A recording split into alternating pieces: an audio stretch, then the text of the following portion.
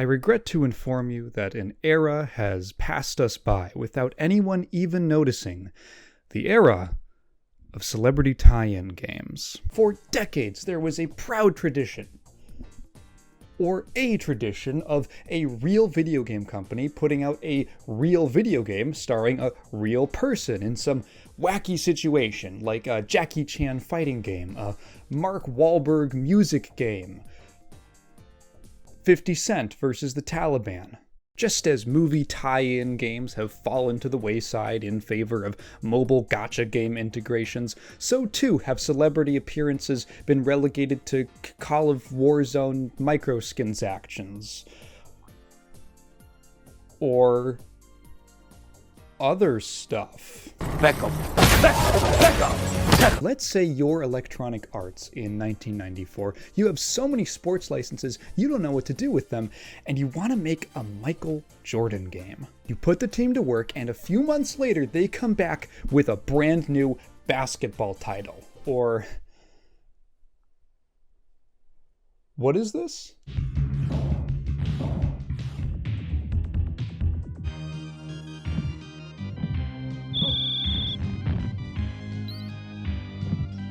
Different.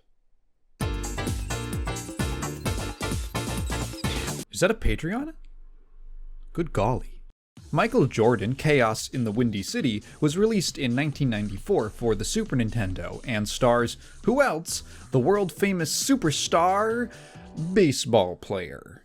Yeah, this game came out in the period after Jordan retired from basketball, but before he came back, leaving it in the awkward no man's land of his post-NBA, pre-NBA era. The plot here is that Michael Jordan is set to play with his all-star team against Scottie Pippen at their real-life 1994 charity match. To his surprise, his team has been kidnapped by an evil scientist named Dr. Max Cranium, and he's gotta save them. First, he goes to the Egyptian exhibit at the Field Museum, where he finds a secret underground passage into a dilapidated prison. Cue Chaos in the Windy City. You might have picked up on the fact that this is not a basketball game. Midge Kitwick is a 2D exploration-y action platformer. You control Jordan, who can jump, shoot, and even jump and shoot. Your regular attack is an infinite supply of basketballs, but one of the game's main buttons is a special slam jump that allows you to shoot diagonally. The game wastes no time in establishing what you'll be doing for its duration. After running past some locked doors, you're confronted with a basketball-headed zombie that throws its own head as an attack. Cool. Then you grab some keys, answering your question about the doors. They give basketball coins and an alternate basketball power-up. I'm going to be saying basketball a lot, aren't I? This is one of 7 special attacks you can pick up across the game, all with distinct properties. You'll also find various baskets. Some are checkpoints, others are screen clears, and regular ones will give rewards, like coins, power-ups, and health refills, which come in the form of Gatorade and Wheaties. Wheaties. I explore the first level until I come across some doors I can't open, then I find a new key and discover a bonus area.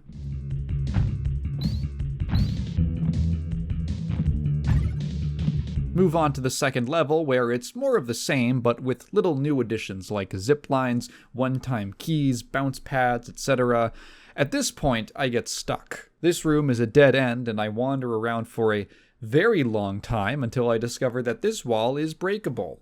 It's not the first breakable wall in the game, but I wasn't used to the idea that necessary progress would be hidden behind imperceptibly bad construction. This kind of pissed me off at first, because how was I supposed to know that? But eventually you learn the subtle visual language of which surfaces are thin. And they won't all be secret passages, but you need to at least check. Once that was over, it was relatively smooth sailing to finish the rest of the level. And at this point, something really strange dawned on me. I think this game's kinda good? Yeah, actually. Michael Jordan, Chaos in the Windy City is a good game. It has solid mechanics, it controls pretty well, the level design, shockingly, never devolves into maze slurry, and there's enough variety in both obstacles and enemy types that it doesn't wear thin.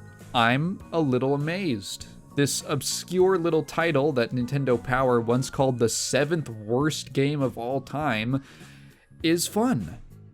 It might be one of the better platformers on the Super Nintendo. I wouldn't put it over like Mega Man X, but it's nothing to scoff at. Every level steps things up a bit. The next one introduces water that functions like a death pit. My least favorite type of enemy in this game are these little spiders. The only way you can hit them is with the slam shot, which requires a lot more precision than you'd think. They always spawn from the golden robo spiders, which implies that they're pregnant, and they show up throughout the game. In fact, most enemies are recurring. Midge Kitwick sports a consistent roster of enemies that grows over time, and there's only a few that are area specific. The unique enemy of the prison is, unfortunately, these bats. They always appear in set spots and always way too fast for me to react to. You've just gotta learn where they are. The size of your projectile means tiny enemies are annoying to fight. It makes a little sense though. Michael Jordan is infamously afraid of bats. What impressed me most in these early levels is how straightforward they are. Every area uses the same tile set with no real landmarks to contrast anything. The backgrounds are similarly infinitely tiled scenery with some nice parallax scrolling applied. From watching a bunch of hacked together gameplay clips, you might think everything blends together, but that never happens. I don't think I got lost a single time, owing to how clear the gameplay is in each chunk of level. Think of a classic Mega Man level based around single-screen obstacle courses. Now take those screens, arrange them less horizontally, and take out the hard transitions. That's how Kitwick plays. Each stage breaks down into distinct sequences that are mostly one-and-dones, joined with some connective tissue in the form of ladders, zip lines, elevators, or platforming. There is little to no backtracking in most levels, unless you get a new key and want to go back for some extra rewards, or you're secret hunting. This style of level design makes progress clear and satisfying. The staff who worked on this really knew what they were doing, this being developed by an internal team at EA, headed by Amy Hennig? Wait, what? Legacy of Kain, Jak and Daxter, Uncharted, Amy Hennig? That Amy Hennig? This was her first game as lead designer? Well, I guess that checks out. For as weird a start as this is, I can't say it's not promising. Level 5 is where my patience starts to get a little thin, unfortunately. This is the rare stage where the game's biggest problem is at its most prominent, that problem being a slight, creeping sense of finickiness. It's hard to describe in one aspect alone, but in some places the game can feel weird. Like, in order to grab onto a pulley, you need to hold up and jump straight upwards. You can move a bit in the air, but you can't angle your jump beforehand. And you have to press up before you jump. And you have to touch this small handle of the pulley with Jordan's extended hand. There's no close enough area. It's pretty specific. And you can't do an angled jump off the pulley, you just drop. And this platform is so short, I keep dropping into the water, and the water, when you're standing in it, it pushes you to the right, and there's an eel that makes it damaging every few seconds, and there's bats that blend in with the background while you're up here. And every time you die, you have to do this section over again, and then if you want some items to recover, after this gauntlet, you've got to jump on sinking platforms over another eel, and to kill it, you need to either stand in the water that it electrifies, or on the constantly sinking platforms that you need to jump off to avoid sinking. The water is so specific too. You can go in it, but not too deep. Why is Michael Jordan afraid of water anyway? What, he can't swim? Oh. After that nightmare, I deserve a checkpoint and a box of Wheaties. Wheaties. The rest of the level goes just fine, bringing you to Dr. Cranium. He wants MJ to play for his own basketball team. for some reason. Funny enough, because of the precise year this was released, Jordan mentions that he's retired. In response, Cranium tells you that he intends to clone the team, and that his latest invention is more basketball than we can handle, which I guess was any basketball at this point. Thus, he unveils the first boss. Oh my god! It's a giant basketball golem. This fight is very simple. It stomps back and forth, forcing you to jump over it with the platforms in the room, and occasionally throws its arms like a boomerang. The strategy with this boss, and every boss in the game, is to just barrage it with your special weapons in its one vulnerable spot until it dies. Visually interesting, but not that impressive. With that, you collect the first key card. 3 are needed to get to the final area, and they're rewarded at the end of each regular one.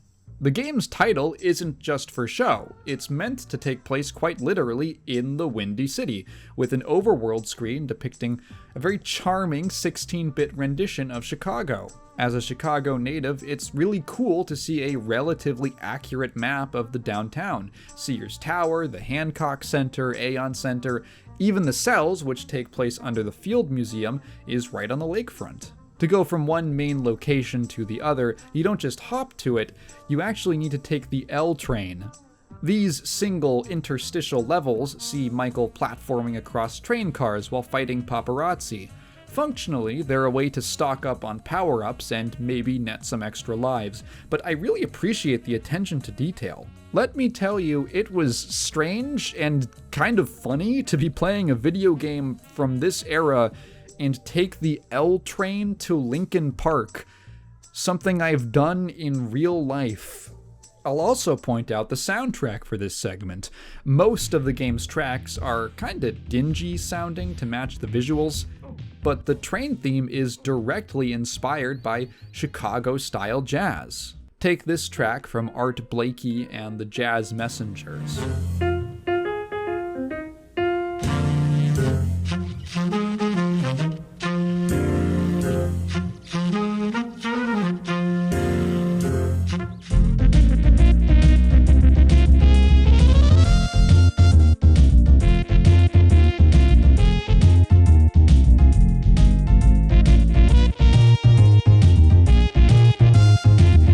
After the cells, you have the option of going to one of the other main areas, the labs and the factory. Both introduce some new enemies and mechanics. I headed to the labs under Lincoln Park, which immediately hits you with these mutant ball players who could only be defeated with Michael's epic slam dunk.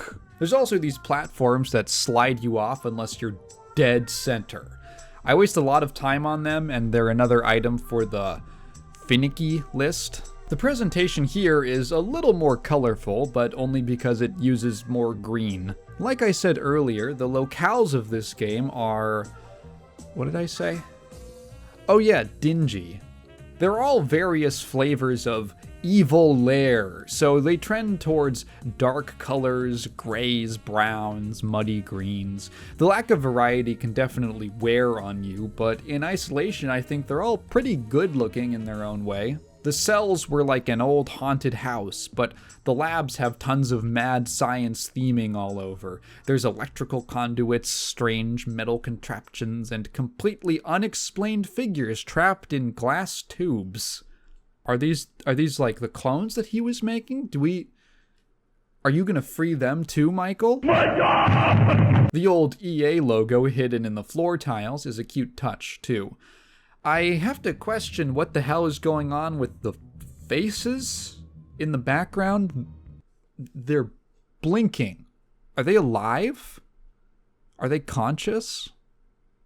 Are they in pain? This is also when the game starts introducing more enemies, like these whistles that deal full screen damage to you on sight. Awesome. Oh cool, a power-up. Oh, what? Yeah, so among the monstrosities of this game are little guys who pretend to be power-ups and then shoot you with their corresponding power-up. That's right, basketball mimics. On that note, I've neglected to talk about the special balls in much detail, but you'll need to get acquainted with them if you want to stand a chance. There's a rebound ball, which is curiously a baseball that comes back around, hitting twice, and can even pick up items through walls. Other weapons include the fire and ice balls, a homing gold ball, a splitting ball, an iron ball that drops fast and rolls across the floor, and an earthquake ball that deals huge damage. Many of them have alternate effects when you spike them, like the fireball creating a wave of flame, the gold ball splitting into 3 homing projectiles, or the quake ball screen clearing.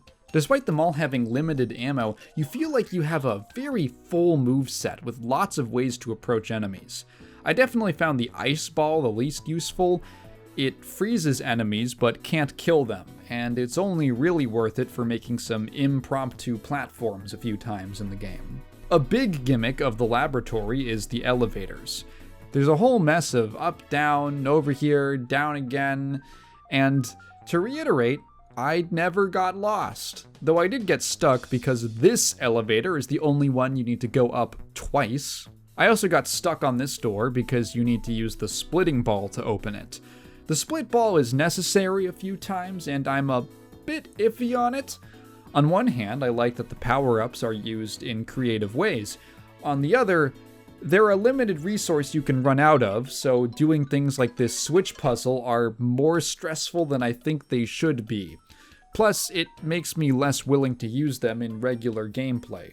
The next stage has this really weird one where you need to throw the ball off screen at a particular height to flip the switch. Hey, if we're talking about little things that bug me, this game doesn't have enough buttons. The control scheme is such. Face buttons map to jump, shoot, slam jump, and interact. Left shoulder is run, right shoulder is cycle through balls, start is pause, and select is to cycle through keys. The biggest drag on moment-to-moment gameplay is stopping to cycle one by one through both your weapons and keys, and I'm not sure why the latter exists. It could have been replaced by a single key chain that fills up as you gain new ones. You could still have single-use keys, and they would just be used automatically at the appropriate doors. I'd really like a faster way to switch ball weapons. Maybe they could have collated jump and slam into one button with an optional special input. Then you could dedicate one face button to running and make L and R scroll through your balls. Dude, I just got here! Ledges are another Finnick factor.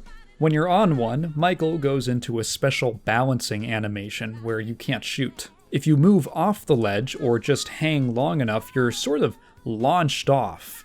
Thankfully, the game is actually designed around this, and there's almost never a death pit off screen below where you'd fall. Usually.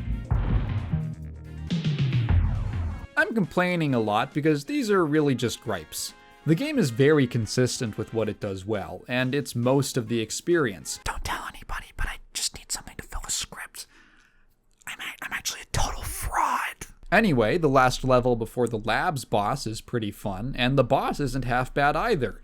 It's a Frankenstein's basketball monster who chases you to the end of the screen, casts lightning bolts, and floats around.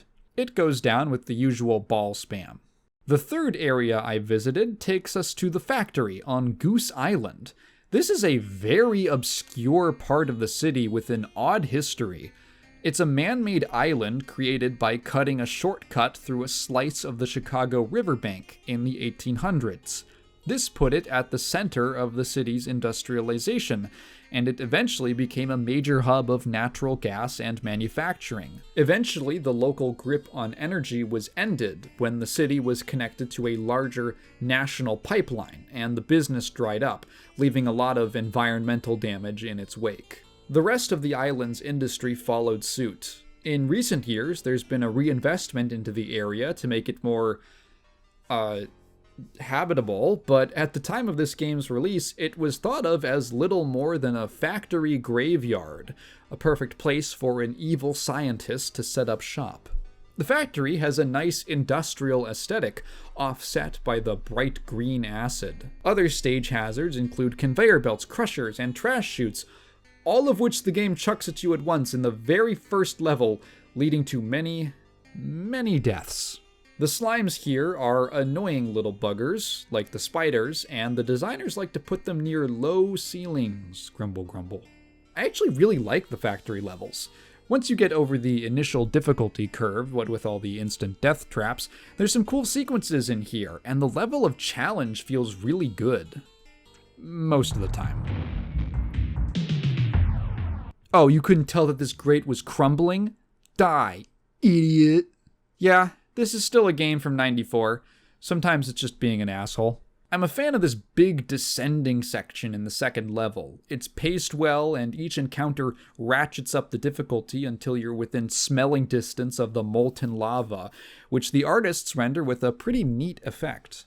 I'd like to take a moment to appreciate the sprites they use for Michael's face as he takes damage, like Doom Guy. Interestingly, the factory levels are the only ones to change visually as you progress, going from machinery to underground rock. Kind of reflects the real-world location's use for sourcing natural gas. Now that you're this far down, you need to lower the acid by hitting these valves to go any deeper. Later, there's a ticking clock element to raise the stakes. Level 4 looks even more volcanic, with new hazards in the form of these heat vents. I wish more of the game had this sense of progression. I also like how this stage is based around a single elevator shaft that connects to 6 different areas across every level. By the time you've worked your way through one, you come out with access to another. Great design overall, this one's fun. The boss at the end of level 5 tries to incorporate a lot more verticality with these elevators on either side of the room. I say tries because you just rush it down in 10 seconds. With all 3 key cards under our belt, we can venture into Cranium's secret tunnel, a single, short level where we rescue a player who tells us about the final gauntlet up ahead. Riverview Park was an amusement park built on the south side of Chicago in 1904. It was known for such attractions as the Bob's wooden roller coaster, the Hell Gate whirlpool ride, and of course, Dunk the African. Eventually, as the South Side became more heavily populated with black people due to a lot of stuff, Whitey didn't want to go to Riverview anymore, and the park closed in 1967. What better place for Dr. Cranium to set up his base of operations? The map even has an accurate rendition of the fair's entrance. Wow, now this is a haunted carnival. Riverview is a little different from every other area, for some reason. Instead of playing 5 sequential levels, the carnival itself acts as a big looping hub with single doors to restock on power-ups and double doors that lead to the actual levels. The carnival is one of the most precarious locations in the game. You are constantly jumping across small platforms over death water. Okay, we're getting a little too classic now. The first level gives the cells a run for their money. That was a haunted basement compared to this full-on haunted house. The background is so awesome with these huge windows, rain slashing the ancient glass, ornate fences and banisters, this parody of the Scream with a giant head like Cranium's, but the eyes follow you depending on where you are on screen, and the music. The chocolate ice. I love the skeleton guys. When you first find one, he's like, "Oh, I'm not doing anything." Ooh. Oh, me? Ooh. No, what am I? You think I'm standing here. Oh, me? Oh, I would never. Through the gold doors is the Haunted Funhouse. This place is a mess of false walls and spikes, but the scariest part is this trial and error switch puzzle. Ooh.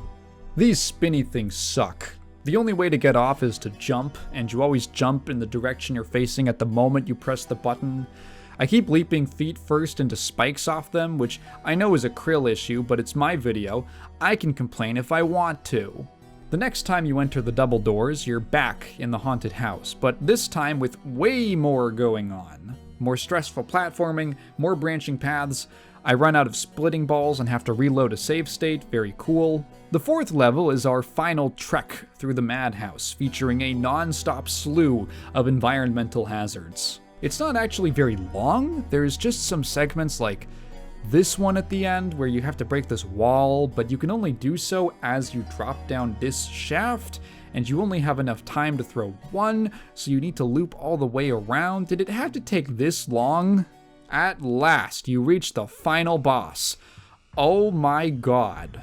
Dr. Cranium appears, piloting a giant Michael Jordan mech, I suppose, on a floating basketball court in, I don't know, the underground? Much like with every other boss, he has a single weak point in his head, or dome, but he has so much health and moves so evasively that you can't just blitz him down. Instead, you actually need to have a little patience.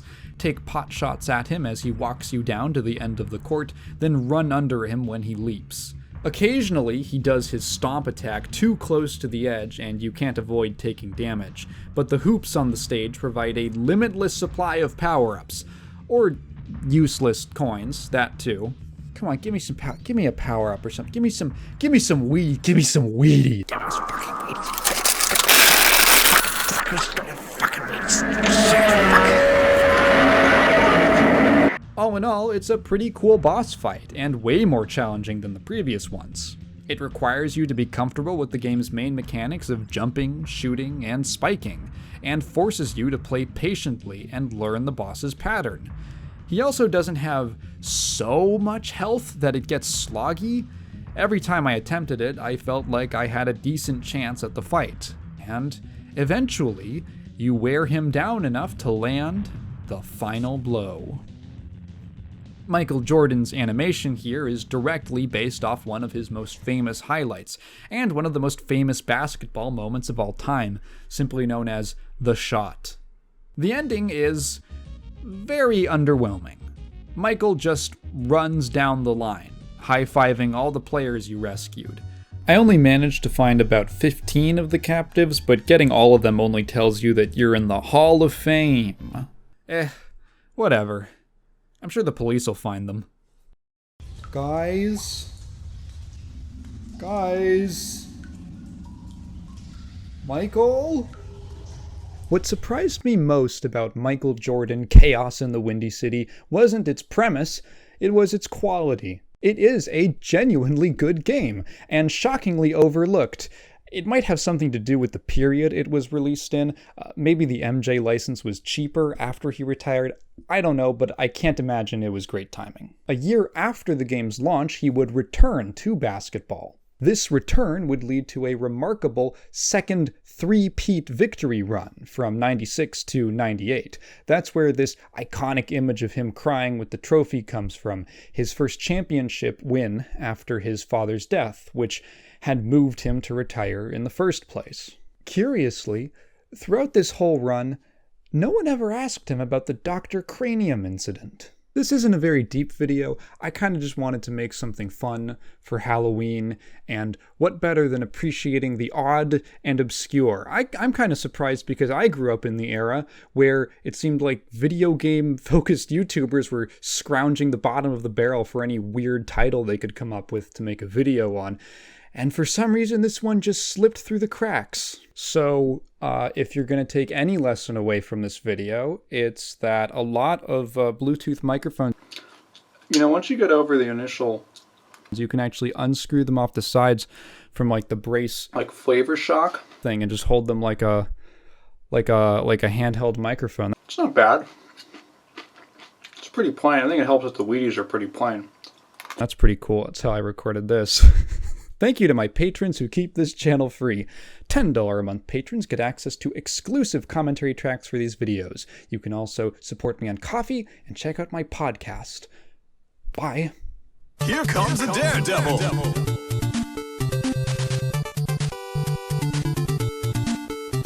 Game.